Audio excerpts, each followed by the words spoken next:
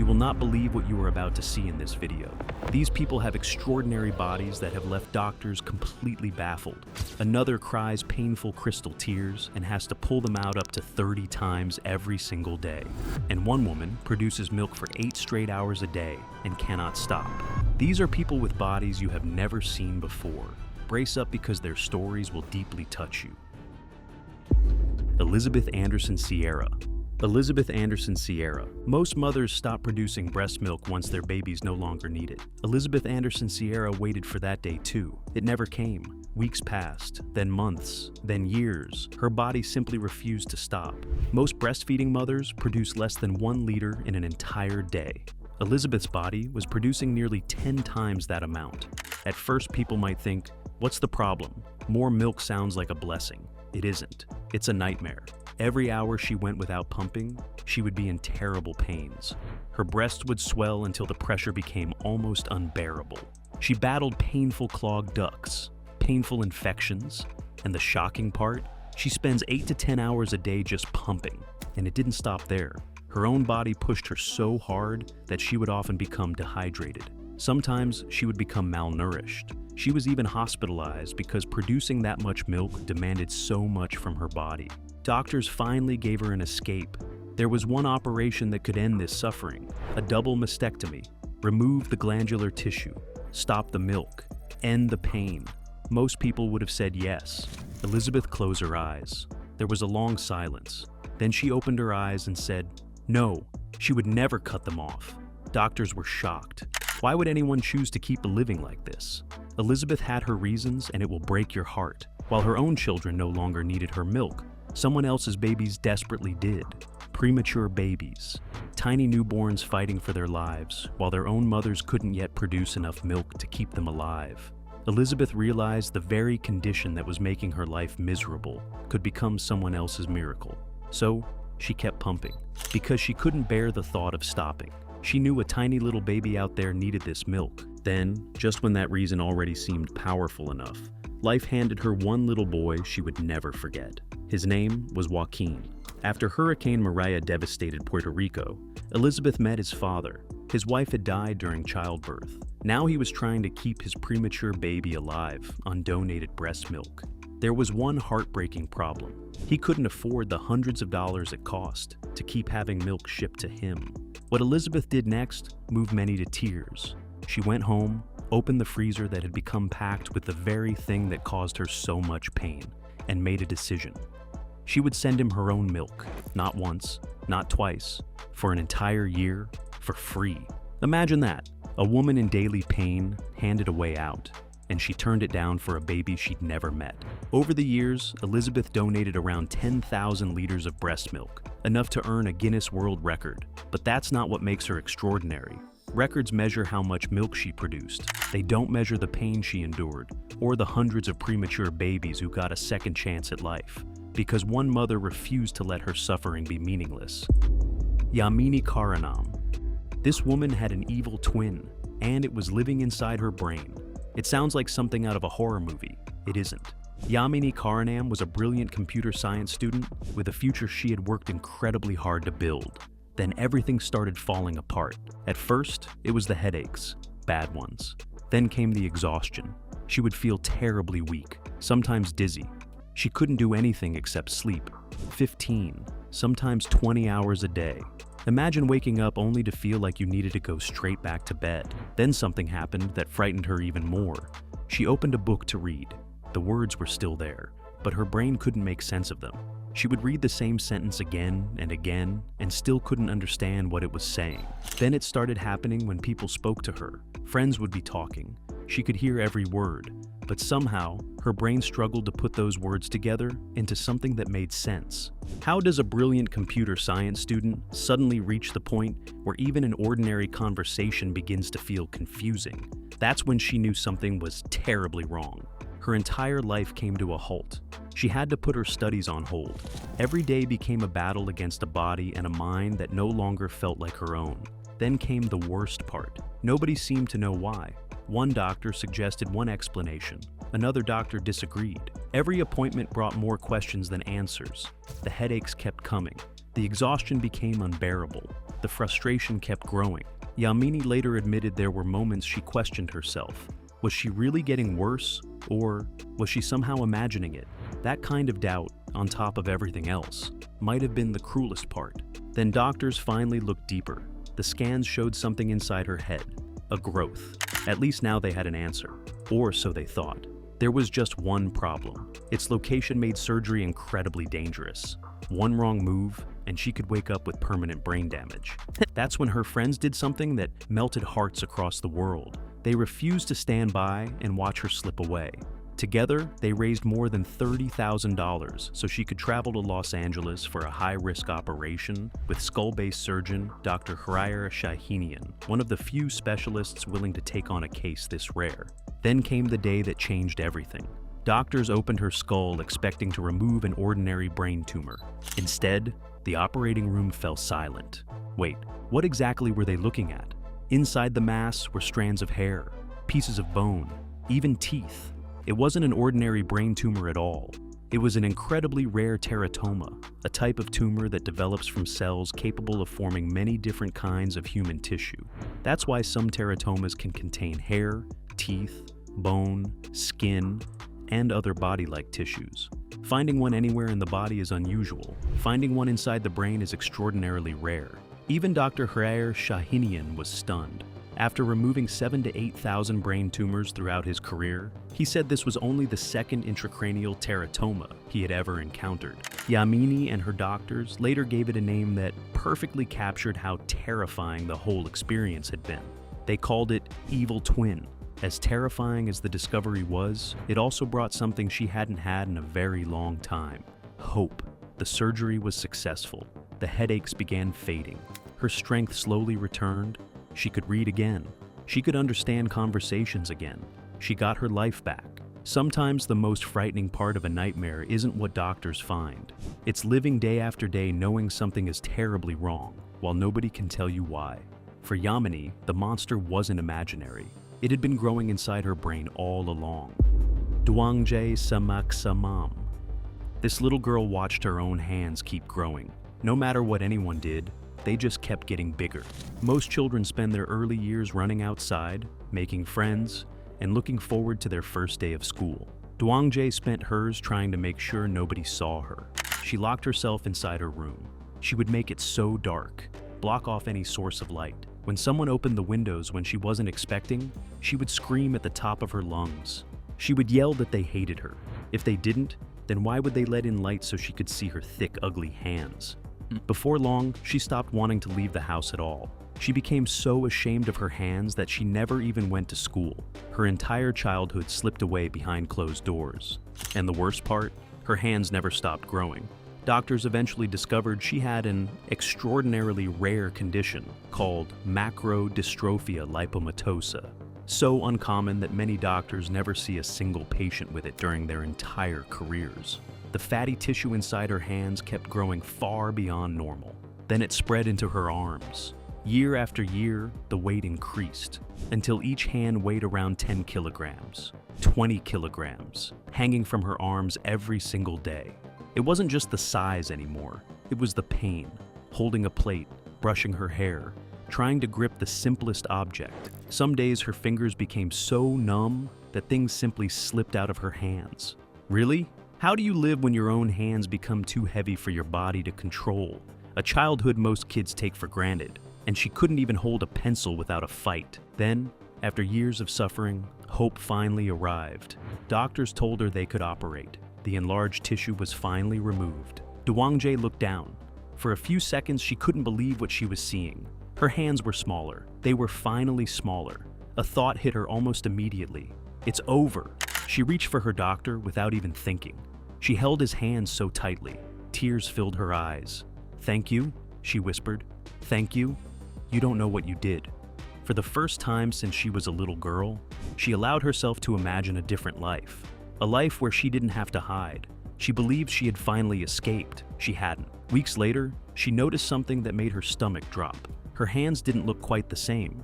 She kept hoping she was imagining it. She wasn't. The tissue was growing back. Everything she had survived, the surgery, the pain, the recovery, The hope that had carried her through every difficult day collapsed. She had fought so hard to leave that nightmare behind. Now she was being forced to watch it begin all over again. Most people would have given up. Dwangjae didn't. That was when she made a shocking decision. She would stop hiding. Not anymore. She started appearing in public for one heartbreaking reason. She hoped that somewhere, a doctor in another country might see her story and discover a treatment nobody else had found. Instead, she received another devastating answer. There was no pill, no injection, no medicine that could stop the condition from growing. Doctors told her the only permanent solution left might be to amputate both of her hands. Wait, after spending her entire childhood hiding them, now she was being asked to lose them forever? Dwangjae couldn't accept that. She refused. Today she continues living with the pain, hoping medical science will one day find another answer. Most people notice the size of her hands. They call them extraordinary, but that's not what makes her story unforgettable. The real story is about a little girl who lost her childhood, a woman who thought she had finally escaped, only to watch the nightmare begin all over again. Claudio Vieira de Oliveira. Doctors told this mother to let her baby die because they believed there was no point trying to save him. When Claudio Vieira de Oliveira was born upside down in Brazil, doctors lifted him and saw a baby whose head rested backward against his back. His neck was permanently folded backward. To anyone looking at him, it seemed as though he would spend his whole life seeing upside down. Doctors looked at his tiny body and delivered a devastating prediction. He wouldn't survive. Not a week, not a day. They believed he wouldn't even make it through his first 24 hours. Then came the words no mother should ever hear. Don't feed him. Yes, her family told her that. They warned not feed her baby. Why would she want to get attached to a dying baby? Honestly, no one deserves to ever hear that. Imagine holding your newborn baby, feeling his tiny heartbeat and being told to stop feeding him because everyone believed he was beyond saving. Everyone around his mother kept telling her to prepare for his death. She ignored every single one of them. She chased the stubborn ones out of her room. Then she sat down. Panting, she held her fragile little baby in her arms. She stared at him. She fell in love with what she saw. And she fed him. She did. Then she began preparing to say goodbye. 24 hours passes, then another. The baby doctors believed would never leave the hospital kept breathing. He survived, but the struggle was still far from over. Although the condition changed his body, it did not change his mind. His intelligence was normal, and then came another shock. Claudio has said he doesn't see the world upside down at all. His brain adapted. To him, everything looks completely normal. After what doctors had told them, his parents lost trust in hospitals. They raised him at home and never took him back. As he grew older, his family faced challenge after challenge. He couldn't walk. For years, his mother carried him everywhere. Then, when he was about 8 years old, he refused to stay dependent forever. He taught himself to move around on his knees. His parents didn't try to change him. They changed the house instead. They lowered light switches. They adapted furniture. They did everything they could to help him become as independent as possible. Then Claudio made another request. He begged to go to school. His mother was terrified. Children can be cruel, but Claudio wanted to learn, so she finally agreed. He studied. He graduated from university. He became an accountant. Later, he traveled the world as a motivational speaker, sharing the very life doctors believed would never exist. Every morning, his family still helps him get dressed, prepare meals, and wash. But he refuses to let those things define him. He writes with his mouth. He uses his phone with his mouth. He walks with the help of special braces. But the little boy people expected to die in a single day has now spent decades proving them wrong. Then came one final surprise. Doctors told him surgery might improve his condition. Most people expected him to say yes. Claudio didn't. After spending a lifetime adapting to his body, he decided he didn't want to change who he was. Today, Claudio leads a happy life. The baby doctors told his mother to stop feeding, grew up to prove that sometimes the most dangerous prediction isn't a disease. It's giving up on someone far too soon. Laura Ponce. "Mom!" Laura screamed as she ran from the bathroom. "There is something in my eye." She was only 15 years old in Linz, Brazil. Just moments earlier, she had felt something scratching deep inside one of her eyes. When she looked in the mirror after noticing, it had suddenly turned bright red. A strange white substance was falling out of her eyes. It looked like something was growing inside her eye.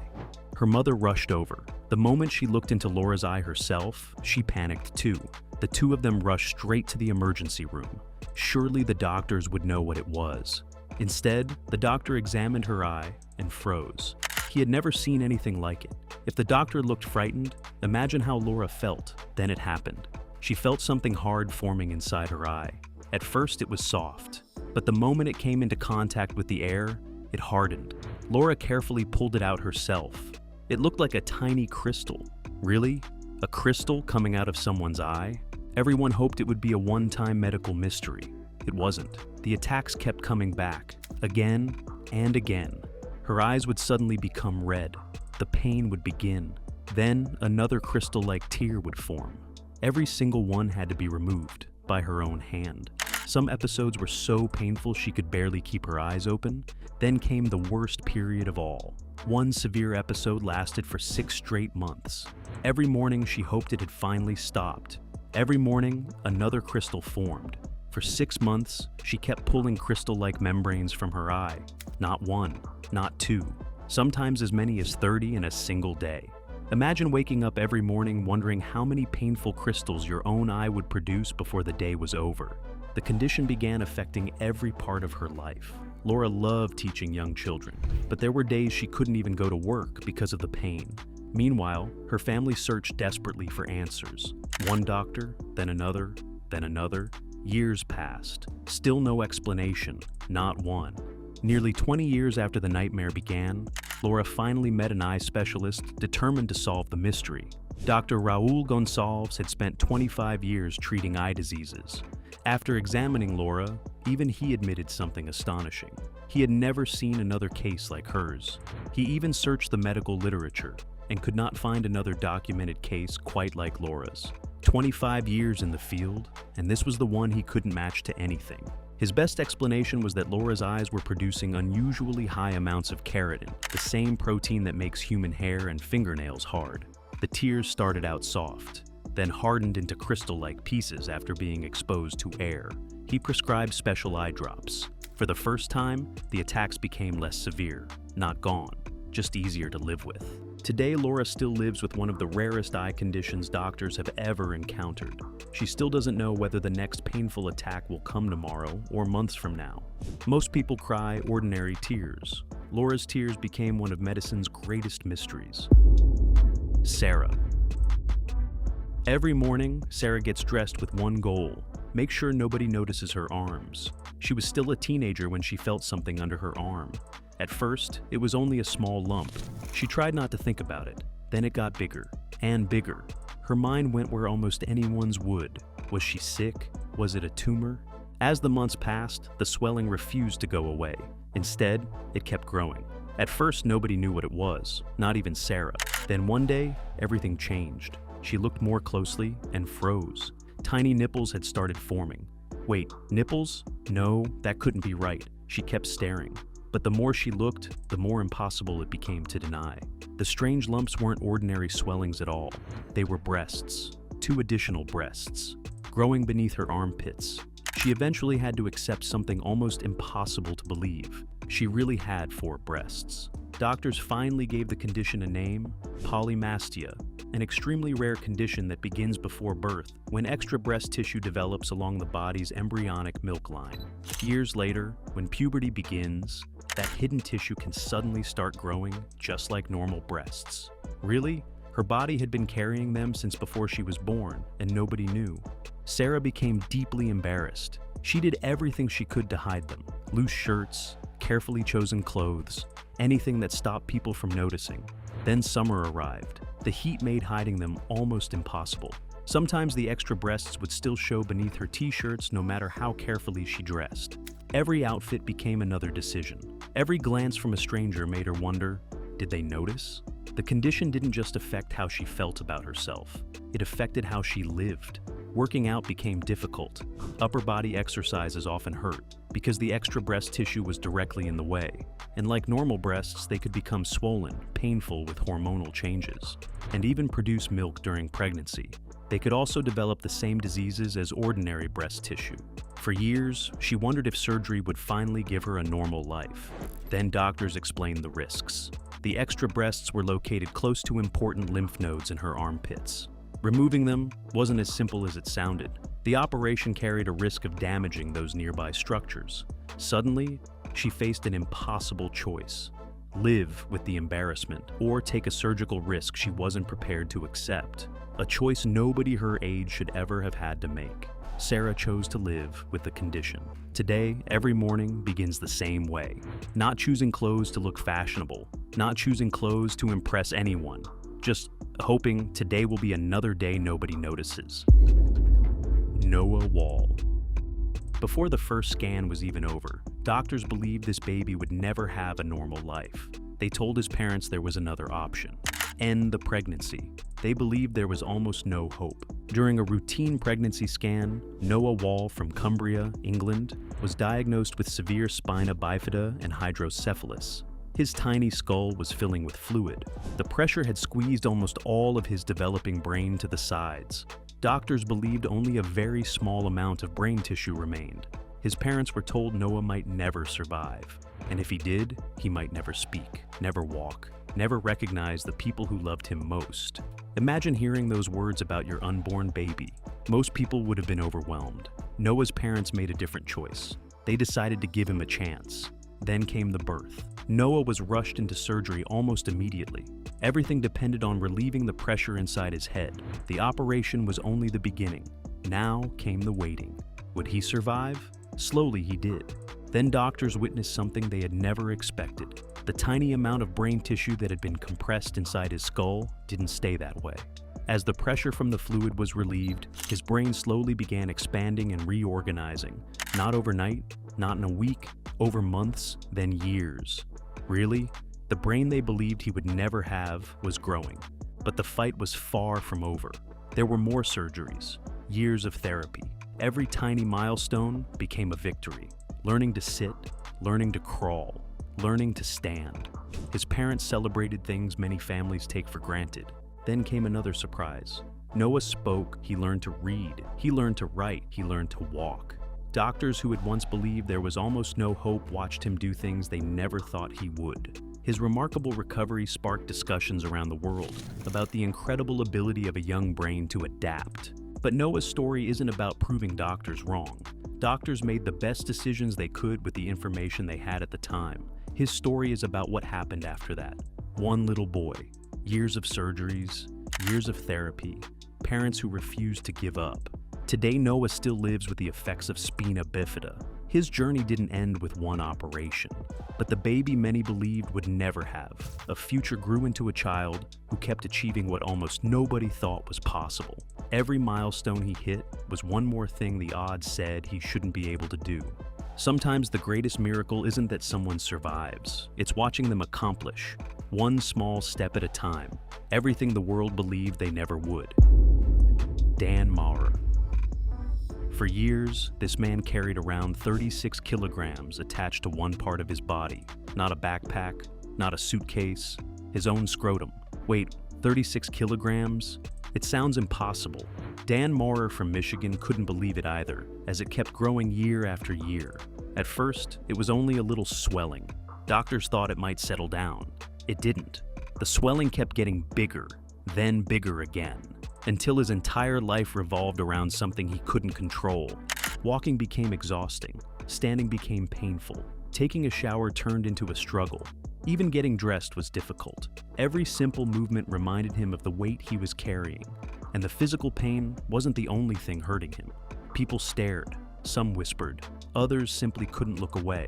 Dan avoided going out whenever he could. The condition had taken away something most people never think about: the freedom to live an ordinary life. Doctors eventually discovered he had an extremely rare condition called scrotal lymphedema. His lymphatic system could no longer drain fluid properly. Instead, the fluid kept building up. There was no pill to make it disappear, no injection to stop it. The swelling just kept growing. Then came the moment he knew something had to change.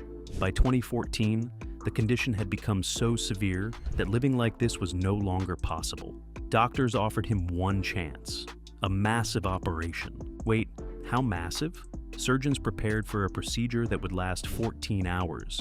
When it was finally over, they had removed an unbelievable 36 kilograms of diseased tissue from his scrotum, along with additional fatty tissue from his abdomen. Imagine waking up after years of carrying that weight and suddenly realizing it was gone. For the first time in years, Dan could move without dragging that burden with him. He could walk normally again. He could shower without struggling. He could begin rebuilding the life his condition had slowly taken away. Scrotal lymphedema is extremely rare, but when it becomes severe, it can grow so large that even the simplest daily activities become almost impossible. The surgery didn't just remove tissue. It gave Dan something he had almost forgotten what it felt like to have, a chance to live an ordinary life again.